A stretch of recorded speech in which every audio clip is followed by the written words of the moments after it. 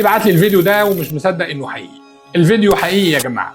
اللي انت بتشوفه ده حاله في جراحه المخ والاعصاب، بنسميها استئصال عظام الجمجمه الجبهي المزدوج. يعني ببساطه كجراحين بنتدخل جراحيا ونشيل عظم الجبهه بالكامل من الناحيتين. هتقول لي وليه نعمل كده في مريض؟ الحقيقه ان في اسباب كتير، بس السبب الاشهر والاخطر هو ان ضغط المخ بيزيد جوه الراس لدرجه قاتله. مثلا بعد الحوادث او الخبطات القويه المخ بيحصل فيه نزيف وتورم شديد جدا. وتخيل ايه اللي هيحصل لو سيبنا الجمجمه مقفوله.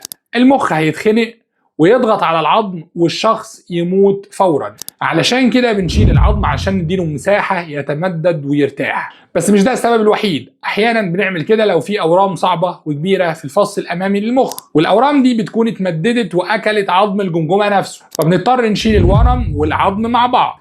طيب المريض هيفضل عايش كده؟ أكيد لا. بعد ما الحالة تستقر والمخ يرجع لحجمه الطبيعي بنرجع نركب جزء بديل ومصنع علشان يحمي المخ ويرجع شكل الوش زي الأول بالظبط.